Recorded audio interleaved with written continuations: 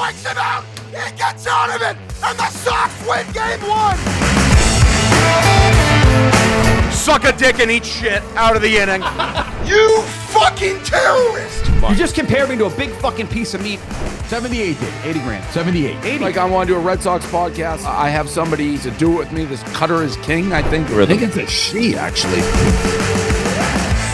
Hello and welcome into episode number 6 of Dirty Water. Hope y'all enjoyed the brand new, wonderful, epic intro put together by one of our good friends, our good producer, Mac O'Hara. Fantastic job on the intro. It's hilarious. Professional. Absolutely. You cooked so hard. And for those who didn't tune in the last episode, we do have producers now, plural, 2 of them. Nick Fasoli, and we also have Mac O'Hara. The 2 of them are working with us now, which is also why we've moved our recording date to Wednesday. So for those who were flummoxed as to why there wasn't an episode Monday, now you have your explanation, fucko. I'm your host, Hogdale. I'm joined today, as always, by the chief perpetuator of the Mutt Stack, the man himself, Mutt. Mutt, how you doing, dude? The intro we just watched will be the happiest I'm going to be on this episode. Unfortunately, it's all negative, dude. I'm just giving people a warning now. Like, there are explicit tags. Like, again, before your time, we had things called CDs, compact discs, and the ones that had swears on them, like Straight Outta Compton and stuff, they'd say explicit tag on it. Like, explicit negativity for me for the next however long we're here, because there is nothing positive I can say about your Boston Red Sox. But besides the intro, we'll see where we go from there. It's just a classic meme. I can't remember what it was, but it's like, it'd be nice if you smile more. And there's nothing to smile about in my life. That's what we're feeling about right now. Like, we're also joined by a man who isn't smiling right now because he's battling through illness. But we appreciate him anyway. Absolute warrior, KutterIsKing, Cutter brother. How you doing, man? Could be doing better. Not much to smile about. The intro's about the only positive thing this episode, if I had to guess. Yeah. Other than that, there's not much. If I could give my sickness to anyone right now, it would be Mr. John Henry himself. I said correct, bro. John Henry is also an acceptable answer, either or. Yeah, I mean, I feel like they're kind of a pair. One Craig's in his pocket, so I guess if he gets sick, he'll also get everyone else sick. Sam Kennedy, him. So I'll just throw all around. I think Breslow was sick. Was it Breslow was sick at the winter meetings and maybe missed a meeting with Pete Alonso the next day, signed with the Orioles? I heard he didn't show up to the last day of the winter meetings. That was the first time he showed face. I had a lot of people DMing me that. Yeah. Oh, that's good info. Again, not surprising given they did nothing at the winter genuinely meeting. That's 2 minor leaguers in the Rule 5 draft. Fun fact, the Red Sox, I believe, are one of 2 teams to have not signed a free agent. I believe it's us and the Colorado Rockies. We're an esteemed company at the moment. Mm-hmm. And I will say it's that's kind of a bad faith way to state how the offseason has gone, because they have made a bunch of trades. But I would also respond that exactly one of those trades impacts the opening day roster, because we don't even know if Johan Oviedo is going to be in the opening day rotation. Sonny Gray's the only one confirmed to know, like, he's the number 2 when we start off going into opening day. So they made one upgrade. I'll give you, if you want to talk about, I'm sure we'll talk about the plus and minuses and additions, subtractions. Sonny Gray to the rotation is an upgrade. Even if Lucas Giolito is here, he's an upgrade. But Giolito is pretty good. So let's assume Oviedo in Giolito, that's kind of a wash. You've made one upgrade in the offseason so far. One, and you have a bunch of guys who left this team, including a guy who left halfway through last year, Rafael Devers. So this has been shitty. There's no other way to say it. It has been brutal trying to, like, every day wait for something to come through via Cotillo or Bradford or someone on social media and just continue to get battered over the head with a baseball bat of, we're doing nothing, we're waiting, we have no fucking plan, which is exactly how I feel right now about the Red Sox. I mean, honestly, I feel kind of bad because I don't like being Mr. Nonstop negativity. Like, I swear to God, I've been bitching as much as like a fucking 98.5 The Sports Hub host, like, for the last month. And but I just call it like I see it. That's how I've always been. Like, I praise the Red Sox where I feel like they deserve to be praised. I criticize them where I think they deserve to be criticized. I don't, like, there's barely been a single move this offseason I've been, just unambiguously like, yep, wow, great job, Greg. Last season, there were multiple of those. Like Garrett Crochet, I thought when we brought him in, anyone who's bitching about that, you just can't be helped. Like that was an amazing move, and time proved that correct. Bregman as well. Oh, he's old. Gives a fuck. Cares. Like it was awesome they brought him in. It's sick that they did that. And then this offseason, I'm just sitting here like bitching like a fucking 80-year-old man who's miserable about everything because they haven't given me anything to be happy about. Like kicking off with that trend, there's been a lot of Alex Bregman news, mostly bad. So it came out that like the Diamondbacks were interested in Bregman, although some conflicting information has come out since that they are interested, but that they're still seen as a long shot. But basically, from what I heard, and the information I've gotten, because sometimes, weirdly enough, I do get information behind the scenes, is from what I've heard, the Diamondbacks have a multi-year offer on the table for Bregman. And if that's already apparently not good enough for Bregman, and the Sox offer is worse than that. I was told like fucking it's substantially worse than the Diamondbacks offer. So if I'd say take a shot in the dark, theirs is probably like a 5-year deal, and the Sox is like a 3+1, like with an option. That's probably where we're sitting at here. And I hate that we just are dicking around with Bregman again after doing this literally the entire offseason last year. This is the guy who, in part, you traded Rafael Devers for. But you traded away Devers, and the frame job for that was he's a cancer, and that this clubhouse is Bregman's now. He will lead us going forward. And, I mean, dude, at least what we're hearing from most people in the know from the Red Sox community, like there's no optimism about him coming back right now. And that's brutal. Zero. Cutter, I'll get your Bregman take next, and I just have a Bregman into a bigger picture question for you guys about the team. Yeah, I wanted to jump back to the just the whole idea of them not spending it all either. Yeah. The worst part of it all being the Yankee hater that I am. Like they're doing nothing. And we can't even enjoy that because we're doing the same exact thing. It's like, dude, if there was one chance to like I saw today, it was a Blue Jays fan tweeting about how the Orioles and Blue Jays are back on top of the AL East, and it's amazing. It's like, dude, this is pathetic. Like what is happening? Dude, the Red Sox and the Yankees this offseason, it's like the iconic picture of like D Wade throwing the ball up to LeBron. It's just like the greatest combo of pathetic you've ever seen. Like, no, we will not improve our baseball team. Like, we simply refuse to. How dare you for even asking? Go fuck yourself. Like it's basically where we're sitting at. Like with Bregman, it's with his market. I'm just confused because like we're hearing the conflicting information about the Diamondbacks now, and we've already had the conversation before. I felt like that most of his market is made up. Yeah, because like no one believes he's going to the Cubs. I definitely don't believe he's going to the fucking Royals. I remember that was like the first suggestion at the beginning of the offseason. It's like, oh, watch out for the Royals. They're real players for Alex Bregman. Like Alex Bregman, I think, would rather voluntarily give himself AIDS than play in Kansas City for the rest of his fucking career. He doesn't even want to go to Detroit. Like you think I want to go to Kansas City if you won't even go to Detroit? Are you insane? So we're just sitting here, dicking around, dicks in our hand, as Scott Boras is cooking up a buffet. This is peak Scott Boras right now. Because bare minimum, like he does have people believing that the Diamondbacks are real players. And even then, like the Diamondbacks offer reportedly isn't enough. Because if it was enough, Bregman would have taken the contract by now. Mm-hmm. Like, are we in agreement with that? Like, it's very bizarre. Yeah, I mean, go ahead, Mark. I think you've had this, to your credit, Hog, you had this from the beginning, that the market wasn't going to develop.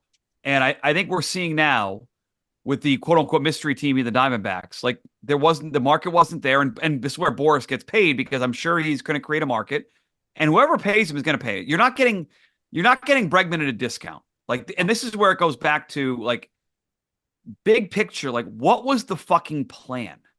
Like, was the plan just wait everyone out and try to get everyone cheap?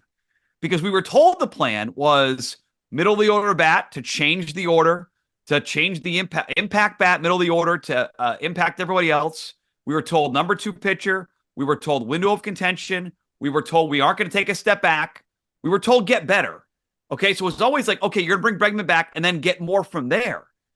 And we're 3 weeks in, whatever it is. It's Sonny Gray and Oviedo and nothing else. Like, what was the fucking plan coming in? Because I feel like there was no plan. There was no set budget. It was just, let's try to get the best discount items. And they're trying to get Bregman at a discount. They're not going to get him on a discount. He's going to find a team to go. And so the biggest Bregman is annoying because they should bring him back to what the Seattle Mariners did. Josh Naylor, they loved him. They signed him. No bullshit, bring him back. They're dicking around with Bregman now. Of a bigger picture, like, I don't see that as any plan here. I don't see how they went from last year now to get better, and that this was the process to get them better for 2026. I don't get it. Yeah, it seems like they had no plan. At this point, whatever Craig Breslow says, I believe the total opposite. Because anytime there's ever been a trade, we never heard about it. We heard the opposite. Anytime there's ever been a signing, we heard the opposite. And anytime he said he's going to spend money, the opposite happened. So at this point, I'm expecting to sign 2 Japanese players, which I'd be fine with, but they haven't talked about them at all. So that's what I'm expecting at this point. And now that Bregman, it's looking like he's going to go to Arizona, I'm expecting him to re-sign with us. Like, there's just, I feel like everything he said is just a straight up lie, which is why he's perfect for that job. Like, the thing is Craig Breslow, in a lot of ways, like him and Chaim Bloom, they have so many similarities. Mm-hmm. He's like Chaim Bloom with less people skills. Because, like, remember Chaim Bloom, that was his trademark, is that there were no leaks out of that front office. He ran a very, very tight ship. And it was kind of frustrating because we never heard anything. And Craig, it's the same way. Any information we get, it's from parties that are not the Boston Red Sox, it seems like. It's from some outside party that's trying to get information out there. And, like, Craig, I think, has done, it's hard to say, like, the things he's done way better than Chaim Bloom, because I don't think, like, the stage Chaim Bloom was at, that he was allowed to make super aggressive moves, or he just didn't have the ammo. It's not like he had the fucking farm system at the time to make a Garrett Crochet trade, like the way that Breslow did. Breslow was able to use Chaim's farm that he had built up in order to make that trade. But, like, yeah, man, with Craig, it's a further extension of the distrust that the fan base has with the Red Sox brass, front office, everybody there. Because, like, it's just Charlie Brown kicking the football, like trying to kick the football. The ball just keeps getting pulled away last second. We just want to be optimistic. We want to believe the team is going to build and be better. And deep down, we all just want them to operate like they did when they won 4 World Series. And, like, there's a part of us deep down that just wants it to happen, and they just won't fucking do it. I mean, maybe there's hope, though, guys. They sold the Penguins, though. FSG sold the Penguins, so now they have liquid money. So, you know, maybe we're cooking. They brought in an $800 million profit after, like, fucking only owning the team for like 5 years. Where's the path to get better now? Like, if Bregman it's in goes, the trade market, like, it's Bregman and then the trade market. That's it. So Bregman out, Marte in. That's a wash, Hog. Like, that's a wash. You're not better. You're not. Ketel Marte was it. The whole reason Bregman was picked over Devers is he's the clubhouse team leader. Marte was a jerk in Arizona last year. So now when he comes in as the team guy after Cora called Bregman the team leader, like, he's probably a little bit better power-wise, but how funny would it be Bregman serves the same purpose for 2 different teams? Yeah. Because he comes in to stabilize the clubhouse post-Devers, and he's supposedly, if Arizona signs him, he's coming in to stabilize their clubhouse post-Marte. So it's the same thing. Like, it's also just admitting further that, like, the clubhouse thing is just fake, and Craig just didn't want the contract on the books, or Henry didn't either, fucking, or it doesn't matter. I think Craig, like, I think John Henry hired Craig because the way that he runs his team and the way his analytics model works, aligns financially with how Craig Breslow runs the team and how John Henry wants the team to be run. Like, we don't pay people over 30. At least that's the report. The report was they just don't give out long-term contracts, which is the most asinine thing I've ever seen. It's partially untrue. They don't give out long contracts to players above the age of 30. They will give a long-term contract if you're taking $7.25 an hour and you're, like, 20 years old. Those are the 2 ways that you get a long-term contract with the Boston Red Sox, because fucking Roman Anthony got, like, basically $12.50 an hour, like, for what his skill set is for 8 years. and Campbell got $10 an hour. It's just that's how it works. We are always looking for value, and like, yeah, you should be trying to look for gaming value. Same with like the Crochet extension. Like that deal is extremely favorable, but you were taking a gamble on that one. It's good to go for value, but also if you're going into free agency with the idea of we need to get value and we're not going to overpay someone, you're never going to sign a free agent ever in the history of fucking existence. Free 100%. agency exists to get players overpaid. That's why it's there. I was just thinking back to the last year when they signed Bregman, and later Henry's wife posted him smoking the cigar. Oh yeah. And I was like, dude, you signed him to a 1-year contract. Like, you paid $40 million for what? Like, you paid $40 million, okay, but you signed him to a 1-year contract. And before Bregman, you know who the last offensive free agent they signed was before Bregman? Yoshida? Nope. Yeah, It was another 1-year deal. Adam 1 year. Duvall. That was like the last. Oh, fuck. Yeah. He was good that year. He was, but I'm just saying, like, No, I know what you mean. you were sitting here smoking the cigar. Like, dude, you haven't done anything. Like, Well, dude, how embarrassing is it? Like the biggest free agent contract we've given out is still David Price. Yeah. That's like, almost a decade ago now? Like, was what, 2016 they signed him to that contract? Was it maybe 2017? I think 2016. I can't remember off the top of my head. But like that's the best you got. $220 million. Your highest paid contract ever was Rafael Devers, and you couldn't wait to throw him out the door. And that move, day by day, it just ages worse and worse and worse and worse. It's insane. You didn't get the power back to replace him in this free agency, and there's not going to be another one next free agency. There's not going to be a season next year for free agency. So we're just sitting here. We're just sitting here, and like you're just kind of a worse team. You made I remember I gave them an F at the deadline because they made the team worse, and they haven't found a way to get better than the team they had prior to trading Rafael Devers. What do you guys think internally? Like, what's the battle with Bregman? Like, because I assume Cora wants him back. He came here to play for Cora. He wants to win. Cora's saying his praises. They text every day. So, like, is Henry saying to Breslow, "Don't sign him"? Does Breslow not want Bregman? Like, what do you guys think that internal battle is, and that fight between the guys who are pro Bregman and the guys who are saying, just go sign Bo Bichette or move Mayer over to third? Like, what do you think that looks like right now in that Jersey Street right now at Fenway? if I had to guess, it's probably Cora and Bregman both want Bregman in Boston. I think Bregman wants to come back. I think Bregman definitely wants to be back in Boston. And I think Craig and the funders don't want him to be because Ketel Marte's cheaper. Yeah. Yeah. I mean, there's other options that are cheaper. I think it's just at the end of the day, who's really in charge?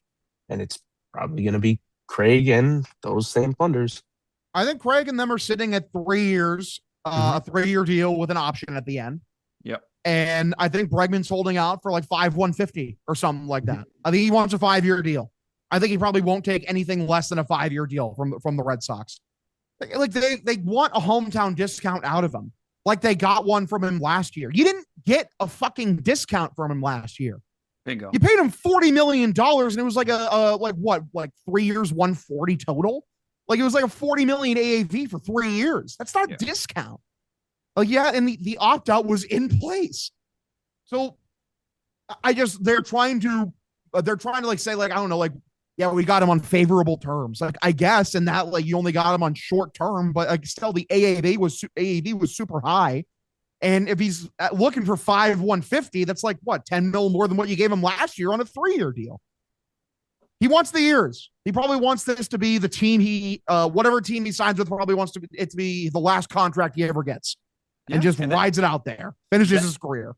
That's his right. Okay. And I'm on record here again today. I would pay, it's not my money. I would pay him the 5,150. And I prefer him to Bichette. Bichette's younger and probably a better hitter, but Bregman's a much better defender. And I call me naive. I buy into all that bullshit that he was a good leader, helped Roman Anthony with his swing, helped the pitchers. Cora loved him. Like with a young team that has guys like Anthony and eventually Campbell and like, They need that one veteran presence, and I'd much rather that presence be Bregman than Bichette. It's similar money. I'm going to be in the minority on that. I totally understand it, But if they're both around 5 and 150, I prefer Bregman or Bichette. I'm sure you guys are going to tell me I'm an idiot, but if that's what the debate is right now, and they're dragging this out to eventually get to Bichette, I won't love it. I'll understand it, but I prefer Bregman over the two. I think it's not a bad take. I don't think it's a bad take at all. I like Bregman a lot. I think it's good that he has a rapport with the players on this team already. I think it's big that the young guys really looked up to him and really turned to him as a leader on the team. I don't think that's an easy thing to find. Like 5 years, 150, man. It's not super unreasonable. I do it. Pete Alonso's getting paid more than that. What's up, dude? Pete Alonso's getting paid more than that. He's getting 155, and he plays first base. I mean, it's not like a crazy number. The dude looked like an MVP before he got hurt. And I get it. The last couple of years of the deal are going to look terrible, and given his power will go down, he won't be able that same range over at third base. But like that, you mentioned David Price, Hog. I'm glad you said that. They signed David Price, this terrible deal. 2 years later, they win a World Series. They signed Pablo Sandoval to this terrible deal. 3 years later, they win a World Series. Like, when you're the Red Sox, you can afford to mess up the last couple years of the deal. You're not the fucking Tampa Bay Rays. And this is what I keep coming. They operate like Tampa or Milwaukee or Kansas City. They're Boston. Like, this is not a small market. Act like it. And they just refuse to do it. It's got to be on their, as you said, Doug, their terms. Like, they refuse to pay that dollar over what the value is on their chart. It's got to. The computer tells me actually that in terms of dollar my model. Yeah, the model is telling me. The model is what you got you Vaughn Grissom for Chris Sale, by the way. that's what the model got you. Mm-hmm. Like that model. Like, I've talked to people in the know, like fucking scout type people who are like, yeah, that was Craig getting completely and utterly fucked by people who knew that like Vaughn Grissom would look good in his little fucking projection system. Like, that's just, you got gamed. That's also, like, in my opinion, what happened with the Perales trade. We can get into that a little bit later. Like, I hate that so much. But like, I don't know, man. Like, if the computer tells you everything you do, why are you there? Like, if the computer's the one telling you all the decisions you need to make, John Henry should fire you and just let the fucking algorithm cook. That's where I'm sitting at. Especially when all the reports that come out are that you're not a people's person. So you basically are just the computer. It's true. Can't even talk to people. That's a great point. Wait, hold on. Well, if he's not there, who's going to use big words? Okay, that I have no idea what they mean. Sam Kennedy.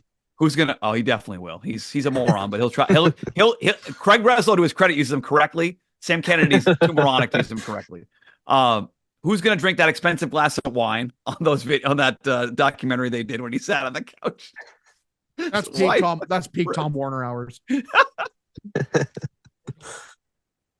We should. I know we don't do it. We Ed was a good guest last week. I would love to talk to that scout who called Brez's fucking stiff and got fired.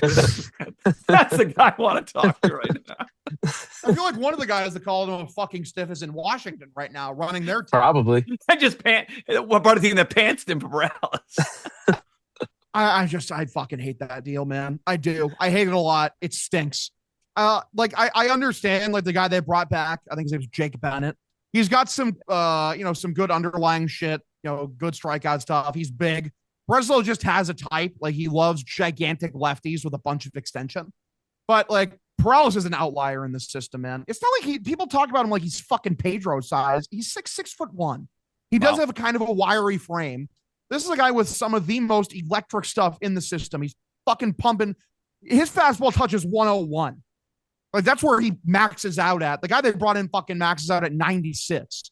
Like, you brought in the guy where, he's got mediocre stuff, but he's large. So his mediocre stuff looks like good stuff. Okay, cool. Like, to me, it is such a red flag that Paul Taboni, former Red Sox executive, one of his first orders of business as the dude running the Nationals is like, I need to get Luis Perales in this building. And I know Craig fucking overvalues big lefties and he undervalues pitchers with smaller frames.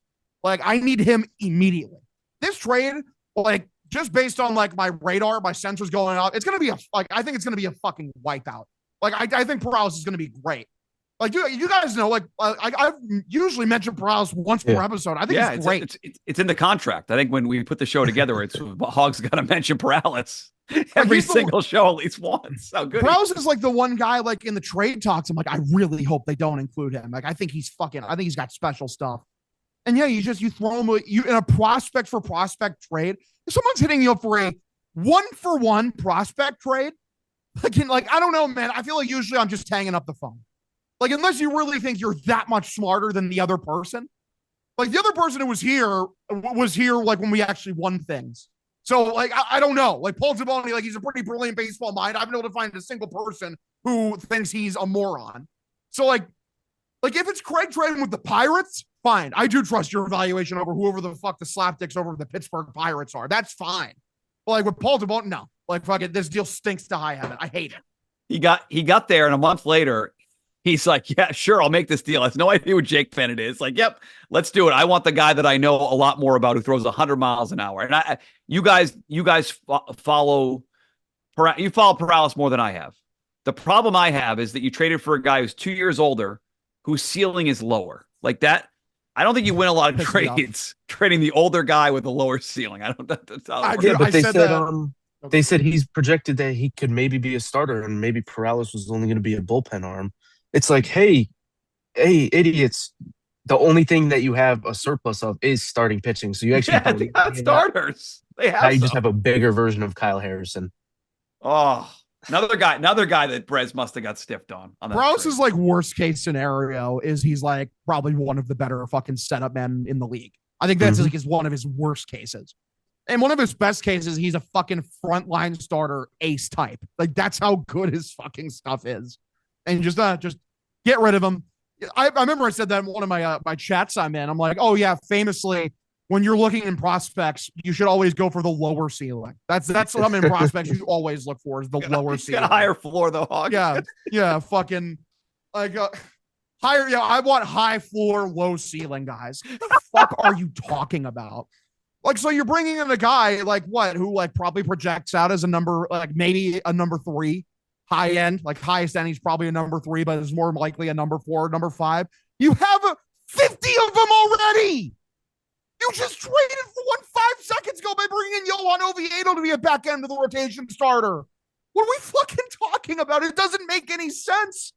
You have a cast of like 11 pitchers right now, and like 8 of them are number 4, number 5 candidates.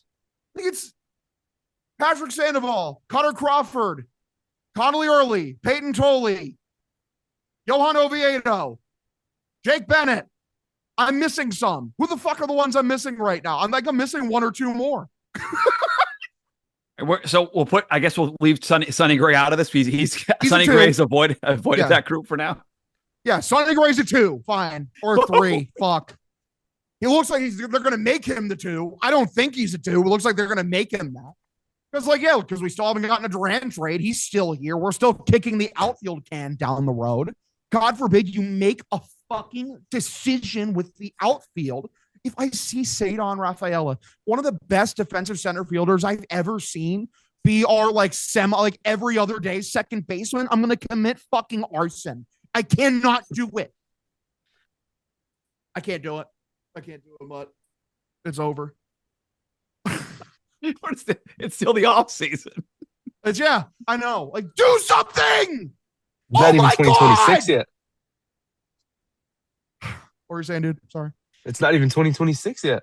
No, it's not. We haven't even gotten to 2026 yet. It's funny. Every fucking rumor is about pitching. It's like, Craig, you have to score runs to win. You have to score at some point. And it's the guy with the Dodgers coming off Tommy John. It's Michael King. It's it's all these pitchers.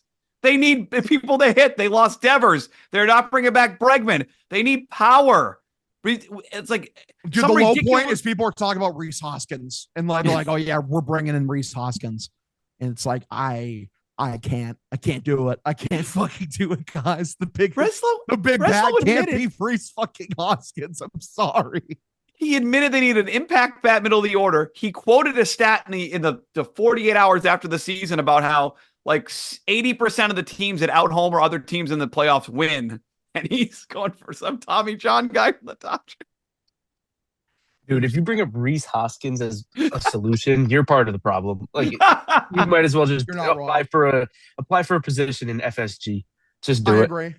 Thing is, like, the only thing that makes me happy about Reese Hoskins is that when Cassis is healthy, he'll just take his job back. Like, that's it.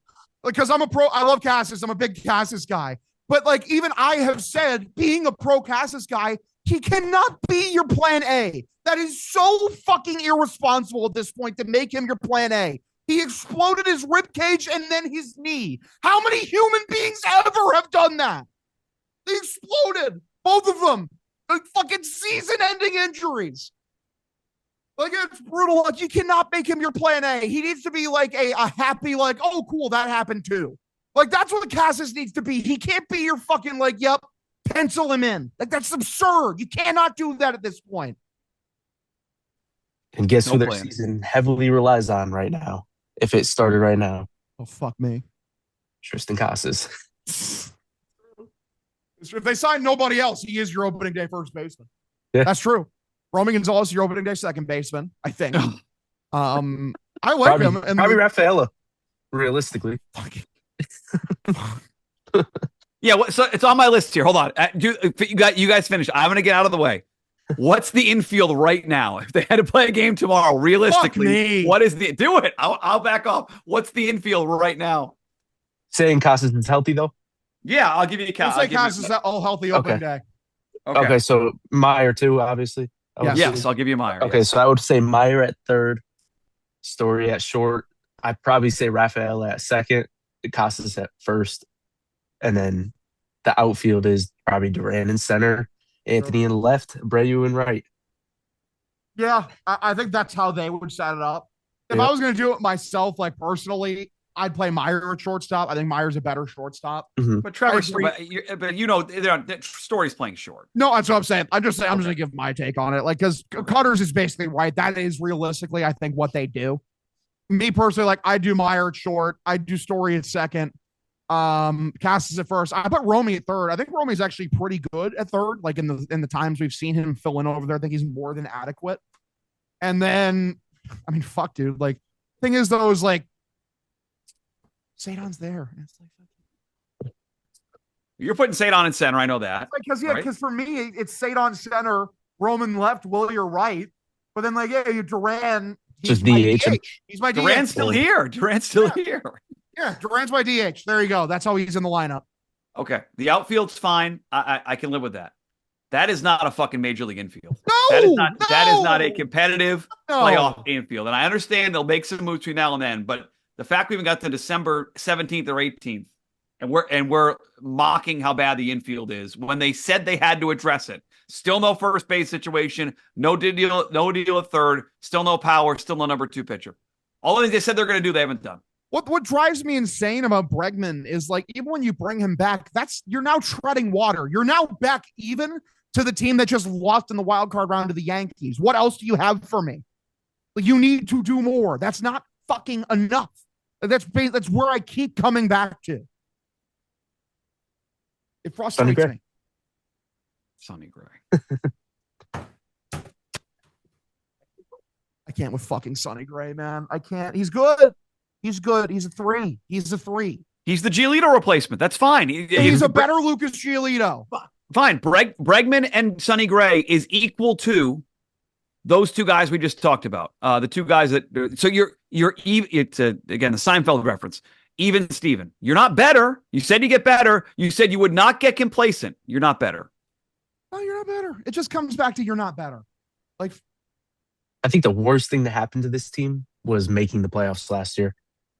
If they didn't make the playoffs, I think they actually probably would have spent money to get better. They probably would have been like, oh, we need more than Bregman to get people to buy tickets. We can't even say that, though, because, like, Henry might have been like, throwing his hands up and been like, oh, well, I paid Bregman $40 million AAV to fucking go play, and then that wasn't enough. So now we're going to strip it back even more, go full youth movement. Like, it pisses me off because you still need the number 2. And you're not getting the number 2 without trading Duran. I feel like Duran's a key part in getting that too. He needs one reason also he needs to be moved is, like, Christian Campbell is a left fielder going forward. Like we've established this. Which they've said, as they're reporting last 2 days now, they want to put him in left field. Yeah. I've been saying that for fucking 3 months now. Like I was correct then. Because all the people I know who watched him in the minors, like he is a natural outfielder. Left field would be his best position by far. We wish he could play second base. He cannot fucking do it. He was like a minus 11 defensive runs saved. Worst on the team. The worst on the team over like after 162 game sample size, we played like fucking 50 games, if that. Like he was the worst in the team in defensive runs saved. You can't do it. He's unplayable at second base. We wish he could do it, but he won't. They don't want to play him at first because maybe he might be bad there too, and he's a natural left. I genuinely think last year when he was playing, the position he was least bad in was center field. How ridiculous is that? It's not even like he was good, but he was like unnoticeable. I'm like, it's kind of late to some of these jumps, but he's not an abomination out there. You need to move Duran. You need to move Duran. I've been saying it the entire offseason. Like, go. It's time. After the playoff anyway, I'm like, I'm ready to go. I'm ready to part ways. Is he going to be your DH? Okay, what are you doing with Yoshida? I'll hear you out if you actually move Yoshida. They've yet to fucking do it. They won't attach a prospect. They won't eat money. They have not gotten rid of Yoshida. So what's the fucking plan? That's the show title. What's the fucking plan, by the way? There was somebody I was thinking about on this roster. Oh, you mentioned the Duran trade. The Duran trade talks again. They think they can trade Duran for Reagan straight up. This goes back to like the Royals. Like we like Duran too, but it's got to be him plus. And it goes back to last year to get the Crochet deal. All the reports, and I'm not sure what you talk to more people than I do. I talked to a very small amount of people, but some of them are connected. And the thing that I was told last year was that Theo Epstein had to step in and tell Breslow, you've got to make an improved offer for Crochet. And he did, and they got the deal done. And it feels like you have to do that again because if Breslow thinks you can do Duran for Reagans, he's out of his fucking mind. That's not. If I'm the Royals, I'm not doing that trade. No way. I think he might have been able to finesse it before they just made a couple trades to add some depth outfielders. Because before, like, they were desperate. Now I wouldn't say they're desperate. I think they're looking for an upgrade now, but like they're not willing to just give up whatever it takes now. Like you need to actually make it a real good offer. Like, dude, if you're telling me you got to throw in, like, I don't know, like fucking, like say it's Duran and then like you need to do what, like a Franklin Arias. Like Arias obviously is like one of your more key pieces, and like, well, like, where's he playing in a couple of years when he's supposed to come up? Shortstop? Yeah. Well, if you believe in Meyer, no, he's not. So I go, who are we picking here? Well, they have pitching depth now. They just acquired 2 more pitchers. We talk about Oviedo, Jake Bennett. Like, are they real? They're not keeping both Conley Early and Peyton. One of those guys is gone. So like, maybe that's part of that's a lot to give up. But they've got depth there, and they're holding on to it. This is Ben Charrington holding on to prospects like they're bottles of wine in your basement. Like, how many number 4, number 5 starters can we stack up? Like we dare to ask the question, how many can we have on a singular 40 man? We're going to find out. Yes. We dare to ask the question. Yes, that's the answer. Yes. It literally just is yes. It's been yes the entire time. You absolute fucking buffoons. I think we should just trade for Tarek Skubal because according to John Boy and my buddy Talking Jake, he's just free basically. So you might as well just trade for him. The thing is, if Skubal is available, this is where it comes back to like, please be the Boston Red Sox. If Skubal's available, like you should trade for him, give up Tolley / Early or both. I don't give a fuck to get Tarek Skubal. Like, you acquire that guy, no questions asked. It's like, we needed a number 2. Okay, Crochet is the number 2 now because we got Tarek Skubal. Like what? Like we upgraded from the second best arm in the American League to the best arm in the American League, and now we can have 1 and 2 on the same rotation. And then like, okay, yeah, sick.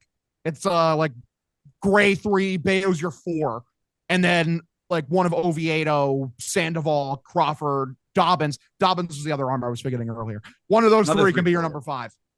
Like, honestly, Something that does encourage me about that is you haven't heard the Red Sox tied to Tarek Skubal. We've just acknowledged that Craig doesn't let information slip out.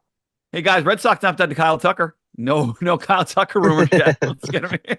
I can't dream that high. He's fucking Skubal hasn't made real money yet. How old is Tarek Skubal? I need to know off the top of my head. Doesn't matter. He's too good. Too good. Freddie Peralta's more expensive though. He turns 30 next year. We're cooked. It's over. They won't pay him. Yeah, is that so? That was the John Boy thing, right? I saw their video that you. Yeah, you if anyone didn't get that reference, that was. So what was their exact quote, Cutter? They were saying that Freddie Peralta is more expensive than Tarek Skubal because Peralta's making $8 million a year and Skubal's making 22. Hey, Skubal won back-to-back Cy Youngs and Freddie Peralta didn't.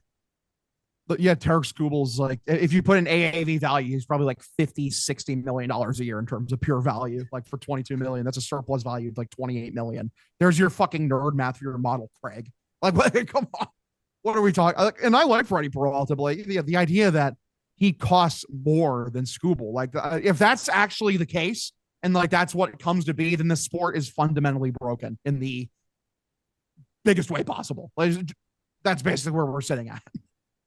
And then they weirdly like put Alcantara in the same group as Skubal in that quote.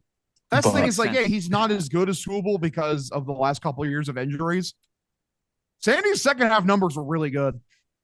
There's but they were to saying, back up. He's himself again. It's like they almost threw Skubal in. Like if they just said that Freddie Peralta is more valuable than Sandy Alcantara, that's like okay. But I think at this point Alcantara and Peralta are probably the same, like genuinely a wash because just Well, he's making a lot more money though. Alcantara. Yeah. That's true. That's a good point. That's a hashtag good point. But yeah, usually whenever a tweet's at around 1 million views and it's not even at 500 likes, you know that they were getting killed on that tweet. And I think it's at about 300 likes and 900K views. You're telling me like, fine, like we don't sign another bat. Like, yeah, if you trade for Tarek Skubal, sick. I can live without it. We'll just pitch our way out of the problem. Like, fucking, like you can't score on us now. Bayo's our number 4. I don't know, man. I don't know. There's a lot to think about. A lot of frustrations. I need offense. What was the you guys are online more than I am. I did a blog about it at the Barstool blog right when it happened. What was the reaction amongst Red Sox fans today when the news came that John Henry's selling his Pittsburgh Penguins? I think it's just a lot of memes, right? Just a lot of joking around like, oh, there's the Bregman money. It's coming in just in clutch. Pocketing 800 mil, baby. The first thing I said was Red Sox next. Yeah, you were featured in the blog. Thank you, Cutter. That was a good tweet. Thank you, buddy. Great tweet. But to Hog, to your point, I think there are fans that believe this now means they'll spend more money on the Red Sox. I'm just here to say I don't believe that for a second. No, I think they have a set budget for this team. They know what it's worth. No, they operate at a loss, Mutt. They operate at a loss. There's some crazy numbers that I do want to bring up in a second, but I don't think it's going to mean Bregman or they're going to go to the East Coast Dodgers. I think they're going to reinvest in, like someone told me today, PGA Tour potentially.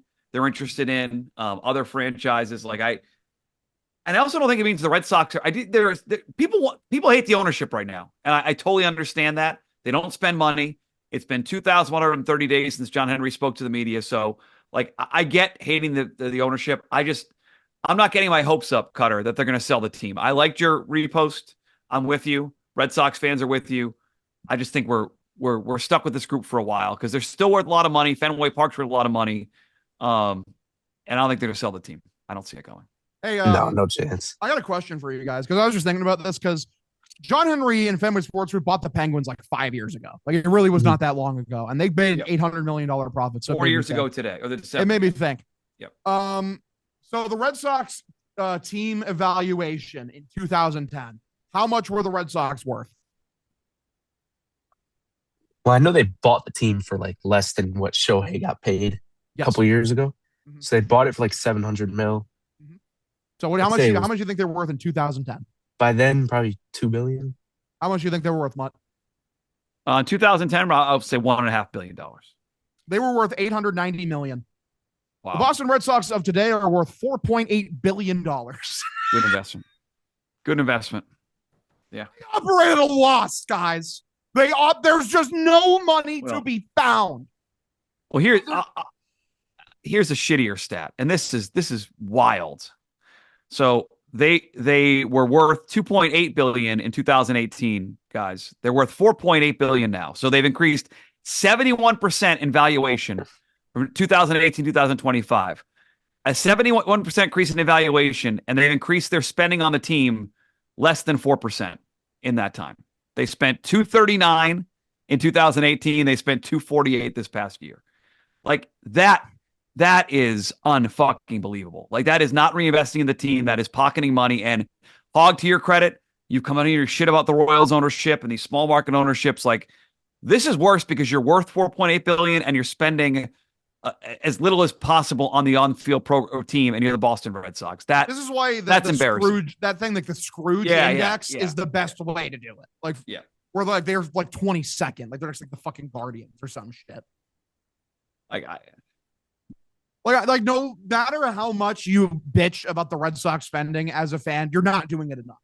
Like when it's just, it will never get old. It's never a tired bit because it's just consistently always fucking true. Like it's never not true. Like that, like owning, like these fucking owners act like owning these teams is such a burden.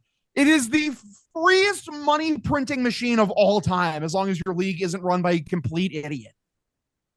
Is like, though, you just watch the values go, because they don't care about the liquid cash they're spending. They care about the fucking net worth. They care about like the team's the valuation. And time again, NFL, NBA, Major League Baseball, NHL, MLS, the values skyrocket every time because you just can secure, because you're guaranteed the numbers are going to keep going up. It's like an infinitely growing loop. It pisses me off. It will. I'll never be okay with it. No one should ever be. Hold them to the standard of themselves. I've always been holding the Red Sox to the standard of their past self. I'm not comparing you to anyone else. Just you.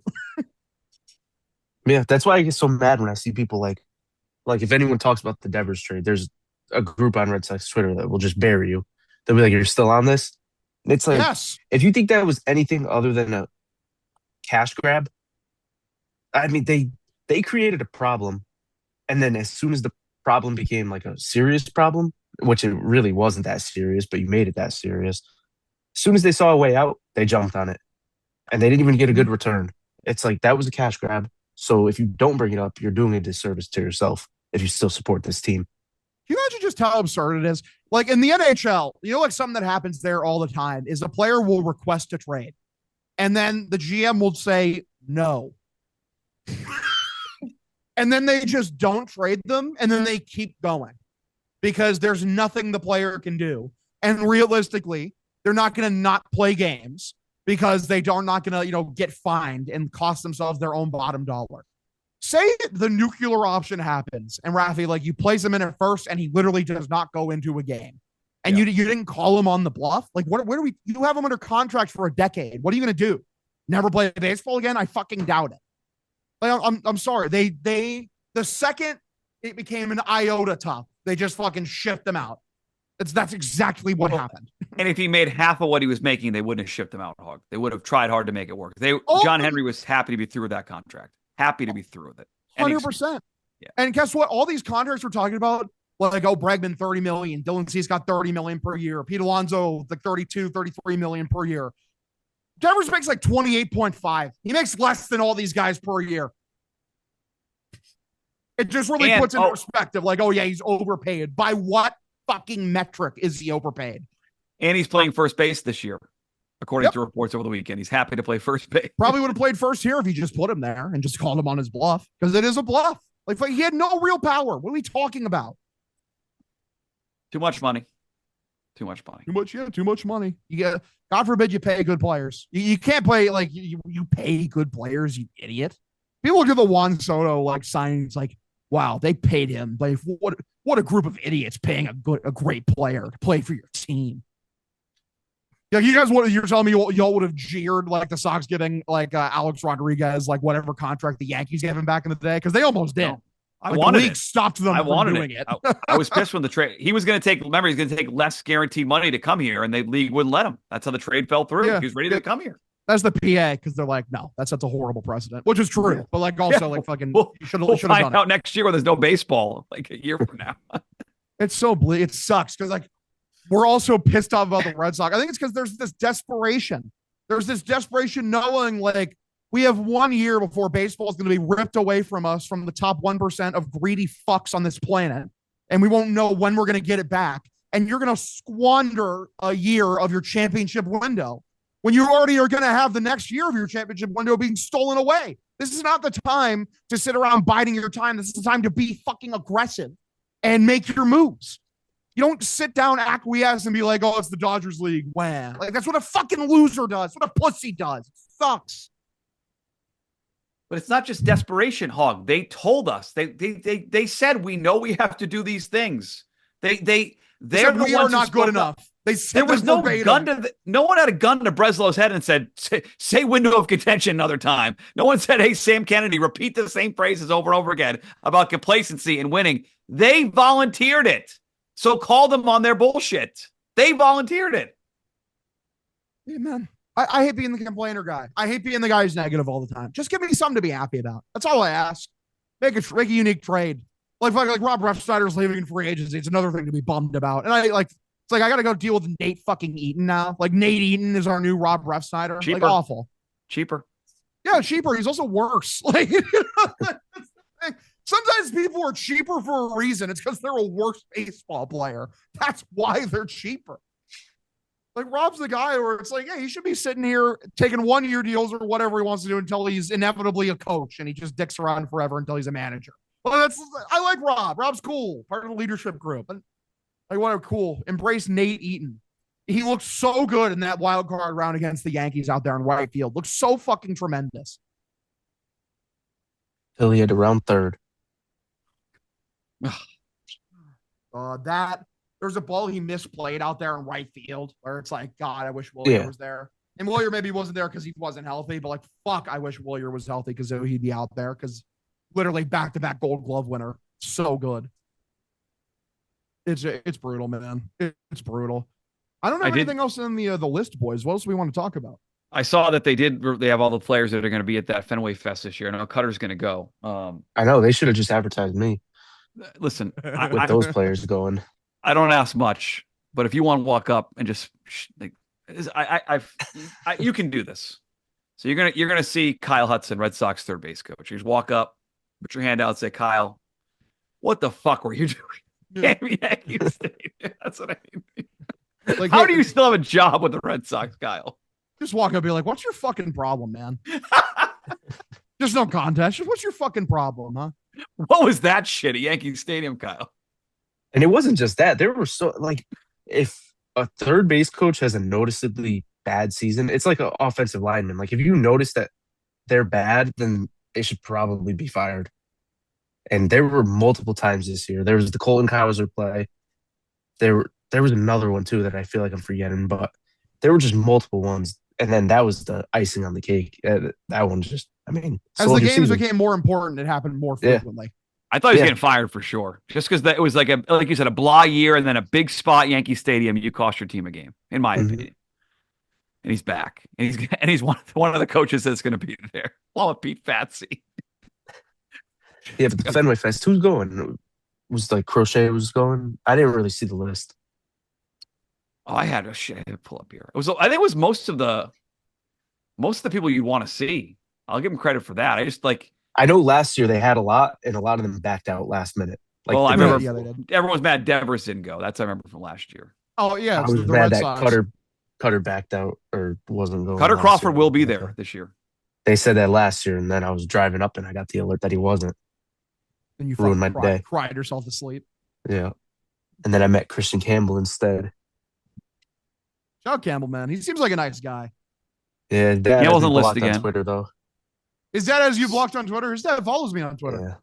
I think his dad blocked me because when he got sent down, I tweeted, I was like, LMFAO, Carlos Rodon got taken deep by a AAA player. And then next thing I knew, I was blocked. You're catching the fucker. Well, listen, some people can't handle Twitter and they quit. Just happens. That's true. Just Absolutely. happens. I don't know. I don't know anyone that would block me on this show. No, I've never had I don't know what that is. Hand up. I went through a phase. I was very sensitive, blocked a lot of people. I've since unblocked a lot of people. I take it less seriously, thankfully.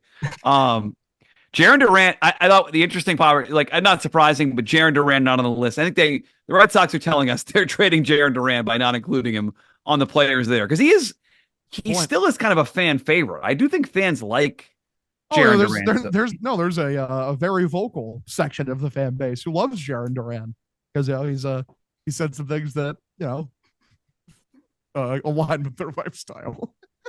I don't know about that. He's a heartthrob. He's a heartthrob to some Red Sox fans. Oh, that too. I think a lot of Babe Magnet. A lot of the fans that aren't on Twitter, I'd say, are a fan of him. Like a lot of the casual fans. Yeah, he has fans, so he's not. I think it's a suggestion he's gonna get traded. This is the game the right way, man. But you do get to get Connor Wong there, Hog. Connor Wong. If I get a picture with him, I'll send it to you. I want a real backup catcher so fucking bad, man. I got a take. I got a Kyle Teal take. Teal take.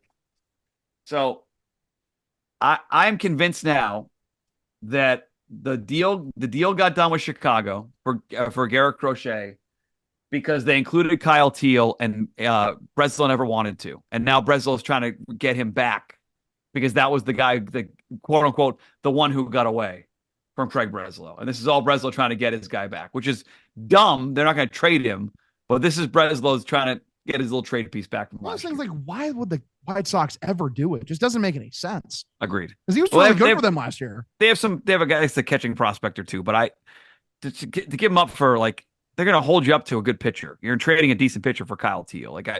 Breslow. I wouldn't mind, but you'd have to overpay, I'd imagine. Yes, I agree. It wouldn't make any sense. Wait, he just did that for what's his name? Jake Bennett. He just did that. Just overpaid. Because he can have a billion years of control. Like Kyle Teal still has a billion years of control left, and fucking even if they do have good catching prospects, you don't play catchers every day. They can alternate. What are we talking about? Just doesn't make any sense. Other funnier news. I just think it's funny that the Mets are trying to build the Yankees bullpen. What's going to be even funnier is when they're both going to be lights out next year. Mm-hmm. Devin Williams and Luke Weaver are going to be probably the best closer and setup man in the sport. I think purely just to spite Yankee fans, genuinely. I'll probably take a few trips to Fenway just based off those tweets when they have 0.6 ERAs. You gotta love it, man. Shout out. Frank the Tank is fucking apoplectic. He's in a catatonic state right now. He just fucking can't stand anything the Mets do. They're the only fan base that's feeling it as bad as Red Sox fans are right now. I guess Yankees too. That's actually funny. The Yankees too. Phillies are a big market team that's done some stuff. The Cubs got to be up there. Yeah, Cubs are there too. But they're fan. You're a Midwest guy, Hog. It just feels like I don't know. The Midwest fans can deal with their team not going all in. We're on the East Coast. We have an edge too. We feel angrier here. I think the average Chicago Cub fan just isn't as online, or if they are, they're on Facebook or some shit. I think most of the anger is on the radio there. The anger is real. If you talk to a Cubs fan, they fucking hate the team right now. It's there's a young, fun core there. That's a team you should be spending. You should be building on. Instead, it seems like they're throwing their hands. They're the Dodgers are fucking. It's the Dodgers league. So, we'll wait until they get older. And part of their young core, they're not big fans of for political reasons. It's very, very funny, man. But yeah, I don't know if you're online enough for that. Have you seen any of that? I don't think so. No, actually, fortunately, no, I don't. Matt Shaw, their third baseman, is it was I don't even know what's the name of the thing. Turning Point USA posted a graphic of all of their faces of the company, and Matt Shaw, the third baseman for the Cubs, was on it. Yeah, it's funny. And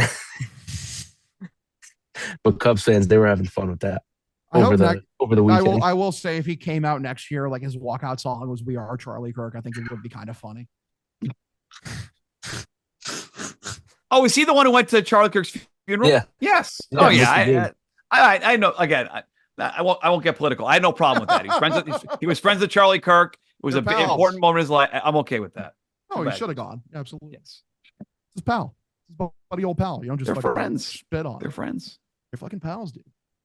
All right. So any other free agent stuff we want to hit on, boys? We get the fuck out of here. JT Realmuto. Yeah. What happened with him? Did I miss something? There were like some Red Sox still the Red Sox checking are in. interested. Yeah. Oh, it's like a fucking cold story. I mean, I wouldn't mind. I think it's JT only Realmuto. Rosenthal reporting that. Oh, so it's fake. He has no fucking. I think he's had 2 reports on it. Yeah, Rosenthal said as a column yesterday or today, like the Red Sox do have a plan. Like I don't see it, and I will say the thing that's throwing me off. Like you guys probably talk to these guys offline. I don't, but the reporting in Boston the last couple of weeks has been like it's one reporter will say one thing, the next guy say the exact like 180 opposite. Like I feel like the communication, like the sources even off the record, has been wild. Like to the point where the Red Sox don't know what they're doing. Do you guys get that sense? Is it weird, like the back and forth? I think we just need to accept like the sources are conflicting because Craig doesn't let out information. Like we don't know what he's actually doing. We don't know what his plan is. We don't know like who he intends to trade for or sign. Like he has a very tight circle. He fired anyone who'd be a real leaker, like or just silently got them out of the building. Like all the main people who probably are leak or probably in fucking Washington right now. So like it's just when we're getting these leaks, we need to ask where they're coming from. Like with Bregman, like when I hear information from Jared, I do tend to believe it because he knows the guy. They're friends. So like when I hear information from him, I do believe it. But even then, if he's getting information even a little bit from Bregman, like Bregman's only going to let out information that helps him in his camp, because why would he let out things that are detrimental? He wouldn't shoot himself in the foot, no matter how good of friends you are with somebody. If anything, he'd help use you to shape a narrative. Yeah, I think Bregman wants to be here. He just does not want to have to settle for this 3+1. Like that's no, it's pretty 5 clear. years, and I'm okay with that. And I would give him the 5 years, and know as a fan, I'll probably be bitching about the last year and a half of the contract. But if they win between now and then, that makes it all worth it. But they don't seem to care about that right now. No. So yeah, I mean, I just hope we have something more positive to talk about next time. I hope they make a trade that fucking shocks us, didn't see come, and just blows us out of the water. Oh, I want to be so wrong, guys. I want to come on here and eat. I said on Friday, like I had a piece of paper. I did the video, and I said if Kyle Tucker, if they sign Kyle Tucker, I'll eat this piece of paper. And so I kept that. I want to eat that piece of paper on this show. I would love to me, like any like oh yeah, the Sox around Michael King. No, they're not. No, they're not. Like, stop. That's an agent using the Sox to boost Michael King's value. It's like he doesn't fit Breslow's profile. He's small and he's injury prone. Even though I love Michael King, if they signed him, I think he'd be a great addition. He does not fit Craig's profile in the slightest. Plus, there's information out there saying that they're going to sign him or that they're interested, which means they're not actually interested. Because again, we've already established Craig doesn't let you know what he's doing. Is Craig's profile just like a Tinder profile? Because like he only goes for like 6'6" dudes that are like 250 and only lefties. Like, yes, he just has a type. If you're under 6 feet 6 inches tall, you're getting traded off of the Boston Red Sox. Brian Bayo, count your fucking minutes. He's only 6'1". What a fucking tiny ass little baby boy. You forgot extension. You need a good extension too, Cutter. You gotta have a good extension. True. You better believe you got a good extension. It's only 7.2 feet from the. That means his mediocre fucking curveball sinker combo actually makes it look like it's a good curveball sinker combo, man. Fucking value. It's a deal for this guy who's 100. We're gaming the system here, man. This guy tops out max effort 96 miles an hour. He sits between 92 and 94, but he's extension. So it looks like it's actually 97. Like, okay, thanks, guys. It's on top of you right away. Yeah. I don't know. Maybe they believe that they can add velocity to him, like how Conley early has like been working on adding velocity, and like Dick Fitz was pumping up to 98. We'll see. It's fucking all part of the program. We just Dick want to Fitz is pitching with Dustin May. They are. It's true. That's their rotation. They got Dick Fitz and Dustin May in the same rotation. Thank God that Dustin May is gone. I didn't think for a second they were going to bring him back because it just wouldn't make any sense. No. And like, but I'm just like happier. I can sleep a little better now knowing that even the theoretical possibility of him being a Red Sox is off the fucking table. Because he was horrible. Like, I got nothing against the guy. I'm sure he's a good dude, but fuck, he was a terrible Red Sox. He was so bad. Dead on arrival, too. He was shit the second he got here. In Florida while the team's battling. Oh, he's still rehabbing. Yeah, he's come back at some point. We'll see him of a 2 ERA for Hyam. You know what? Fuck. Honestly, yeah. Hyam's like, yeah, why you guys think you got a pitching lab? Look at my pitching lab.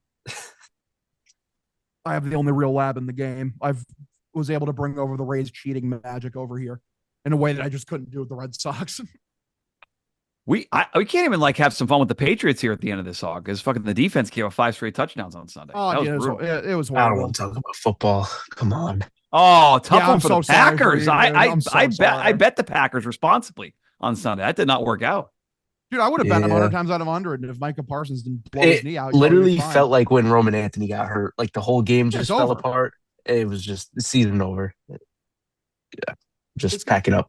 It's completely valid. And like, I think the Pats will be fine. And like, honestly, there's an argument to be made that this loss could be a good thing for them moving forward in a lot of ways. Because like, ideally, the next time you see the Bills in the playoffs, 1, you have Milton Williams back, and 2, you have Robert Spillane back, the 2 of the most important pieces of your defense. So ideally, you don't give up 5 straight fucking touchdown drives in the second half. But yeah, that sucked. It was one of the worst. It was probably the worst loss of the season. It was they couldn't stop anything.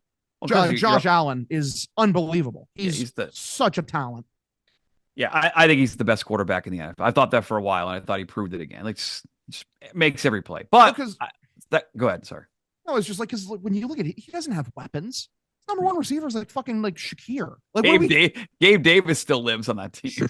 Like it's like he's one of the only guys in the sport where I'm looking at him like where he's elevating talent to a level that Brady was doing at his peak. Where like, yeah, he's throwing to fucking Julian Edelman, Chris Hogan, and Danny Amendola. Like that's where fucking Allen's in right now. Like I saw Tom Brady throw a game-winning touchdown pass last second to Kembrell Tompkins, and that is the kind of thing that Josh Allen's doing. He has a cast of actual slapdicks, and he just makes them look incredible.